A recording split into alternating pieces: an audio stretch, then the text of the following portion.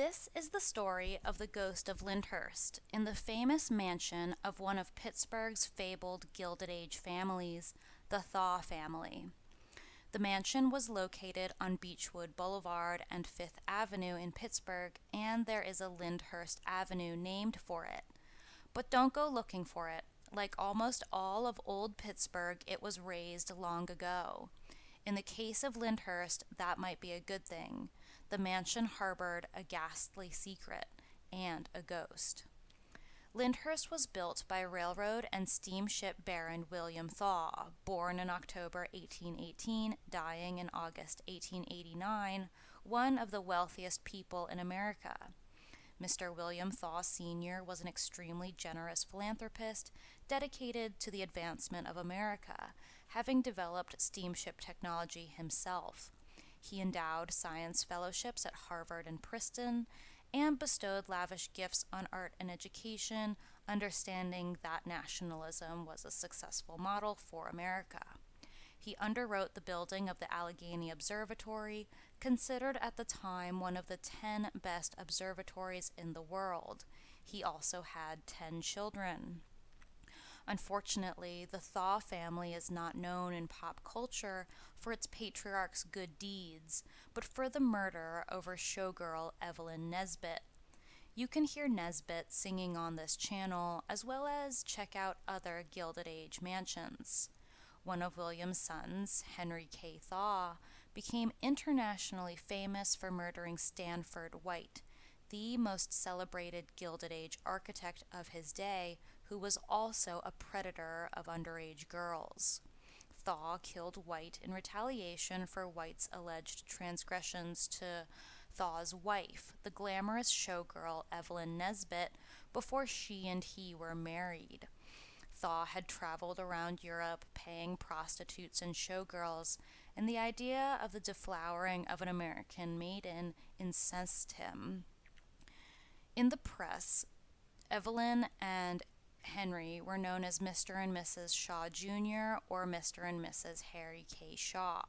In photos as well, Evelyn is identified as Evelyn Thaw. On June 25, 1906, Thaw and Nesbit were attending the opening of a musical revue at Madison Square Garden, which Stanford White had designed. Everything was fine until the show's big finale. Suddenly, Thaw's eyes bulged because he caught a glimpse of what he thought was a demon. It was Stanford White.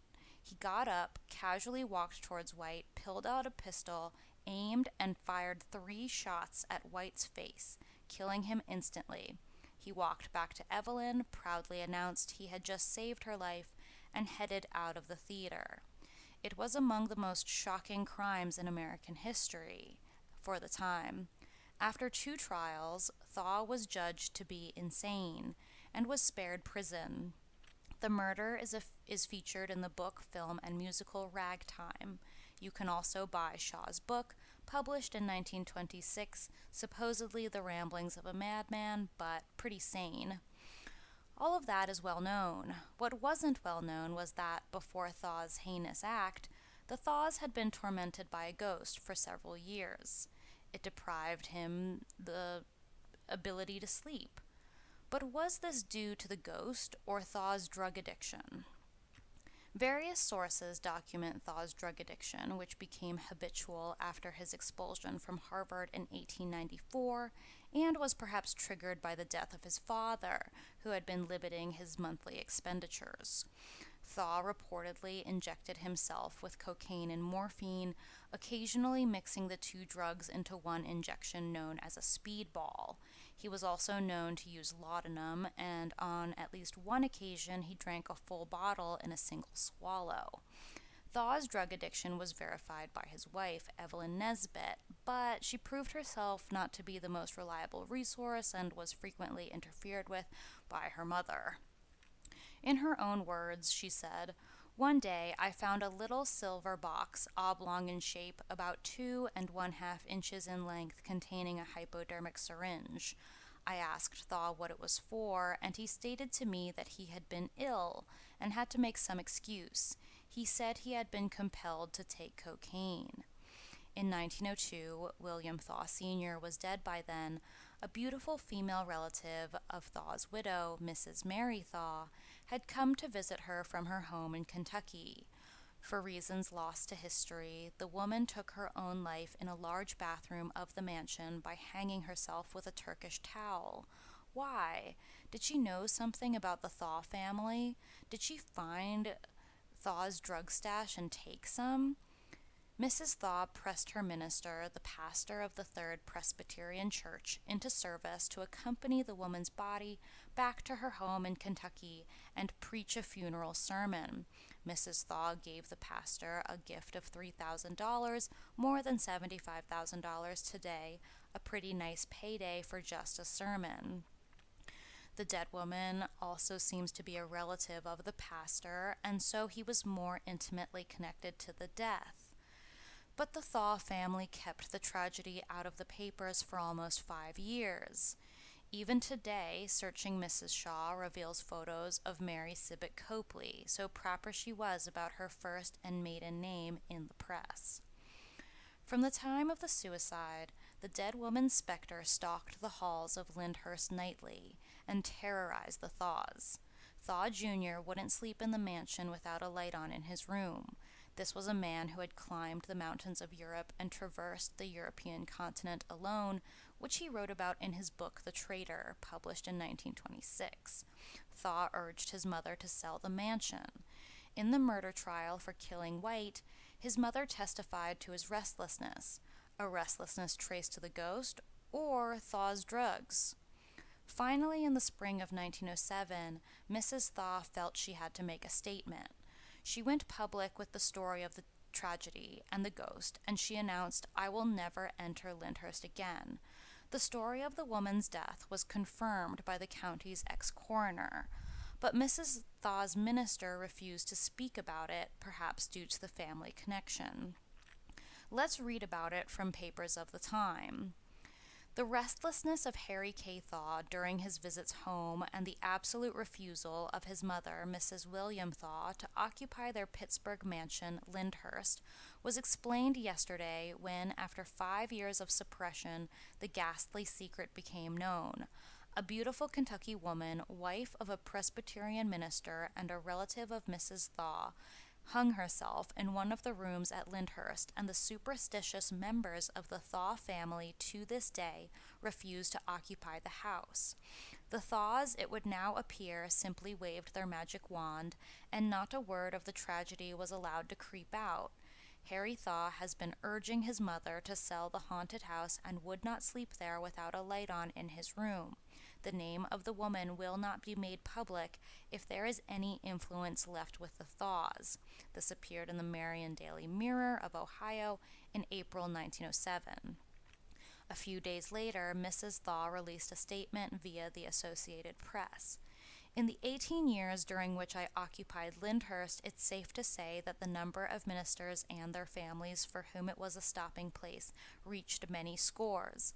Among them was the wife of a former assistant to the pastor of the Third Presbyterian Church, of which I'm a member. Later I heard that the wife had been an invalid, suffering from nervous prostration with a tinge of melancholia. I invited the invalid wife to visit me at Lyndhurst, believing that the change of scenery would be beneficial. I returned from an afternoon reception one day, and not finding her in the library, sent a maid to her room who reported that the door of the bathroom was locked, and she could get no answer. This alarmed me, and I ordered the gardener to enter by a window when the startling discovery was made. The Pittsburgh Press reported the real reason Lyndhurst, built from 1887 to 1889, was put up for sale was because Mrs. Thaw needed to raise money for her son's criminal defense. Although the family was worth in the range of $400 million in today's terms, most of the money was tied up in stocks, bonds, and investment securities. Mrs. Thaw needed ready cash, and of course she didn't want to live in Lyndhurst anymore. Lyndhurst no longer exists, gone the way of many Pittsburgh Gilded Age mansions as the city descends into chaos, with police departments stating they will no longer take 911 calls from 3 to 7 a.m. daily. It is no coincidence that when beautiful houses fall, so does the culture of a city.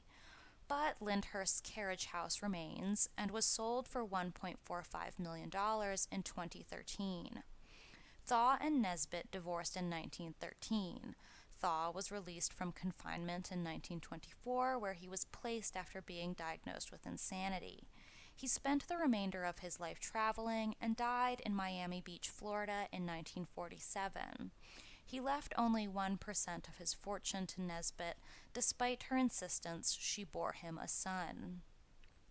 The Lyndhurst ghost is not the only Thaw ghost who has been seen. Supposedly, the ghost of William Thaw Sr. has been seen in Allegheny Cemetery, where he is buried, floating among the graves. The Thaw family story is a cautionary tale of what happens when the youth of Americana marry the right or wrong woman. But could the cemetery ghost actually be his second wife? Mrs. William Thaw died in 1929 and was buried there as well. She never forgot her faith, and she was the primary philanthropist supporting the Omaha Presbyterian Theological Seminary.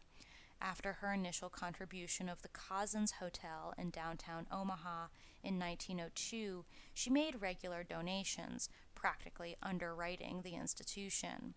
In 1929, she left a bequest of $150,000 to the seminary upon her death from pneumonia. Unfortunately, she couldn't save it from the godlessness sweeping America, and the seminary closed in 1943. Lyndhurst was demolished in 1944. If on some dark night you find yourself wandering around Beechwood Boulevard near Fifth Avenue in Pittsburgh, and you happen to sense a sad presence beside you, many say don't stop to investigate, just keep walking. That's the ghost of Lyndhurst, still looking to find peace after more than a century.